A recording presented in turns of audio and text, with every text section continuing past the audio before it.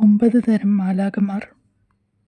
നമുക്ക് പ്രാർത്ഥനയിലൂടെ ദൈവവുമായി നേരിട്ട് സംസാരിക്കാൻ കഴിയുമെങ്കിലും ദൈവം പലതരം മാലാഖമാരിലൂടെ നമ്മളോട് സംസാരിക്കുമെന്നാണ് ബൈബിൾ പറയുന്നത്.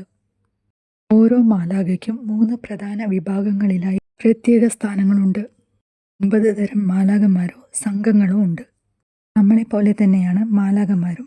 അവർക്ക് നമ്മളെക്കാൾ ക്ഷമയും ക്ഷമിക്കാനുള്ള മനസ്സുമുണ്ട്. കാരണം മരണത്തിന് ശേഷമുള്ള കാര്യങ്ങൾ അവർക്ക് ദീർഘദർശനം ചെയ്യാനാകും. നമ്മളെ സഹായിക്കാൻ നിയോഗിക്കപ്പെട്ടവരാണ് അവർ.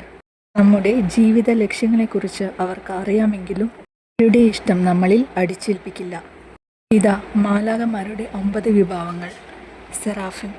സെറാഫിം എന്ന ഹീബ്രു വാക്കിന് തീവ്രമായ എന്നാണ് അർത്ഥം. ഇത് സെറാഫ് എന്ന വാക്കിൻ്റെ ബഹുവചനമാണ്.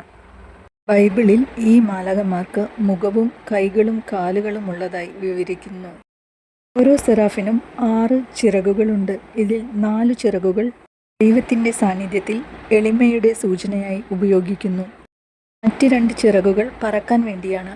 അവർ പരിശുദ്ധൻ പരിശുദ്ധൻ പരിശുദ്ധൻ എന്ന് വിളിച്ചു പറയുകയും ദൈവത്തിന് നിരന്തരം ആദരവ് നൽകുകയും ചെയ്യുന്നതായി കാണപ്പെടുന്നു. ദൈവത്തോട് ഏറ്റവും അടുത്ത് നിൽക്കുന്ന മാലാഖമാരാണിവർ. ദൈവത്തിൻ്റെ സിംഹാസനത്തിൽ ചുറ്റിപ്പറ്റി നിൽക്കുകയും ദൈവസ്നേഹത്തെ പ്രതിനിധീകരിക്കുന്ന തീവ്രപ്രകാശം പുറത്തുവിടുകയും ചെയ്യുന്നു. സെറാഫിം തീവ്രമായ സർപ്പങ്ങൾ എന്നും അറിയപ്പെടുന്നു. മറ്റ് ഒരു സ്വർഗീയ ജീവിക്കും അവരെ തുറിച്ചു നോക്കാൻ അനുവാദമില്ല. അവർക്ക് 4 മുഖങ്ങൾ മാത്രമാണുള്ളത്.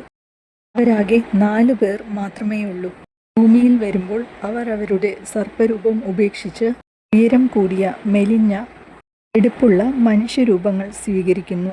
അടുത്ത 8 മാലാഖമാരെക്കുറിച്ചും നിങ്ങൾക്ക് അറിയാൻ താല്പര്യമുണ്ടെങ്കിൽ താഴെ കമൻറ്റിൽ രേഖപ്പെടുത്തുക.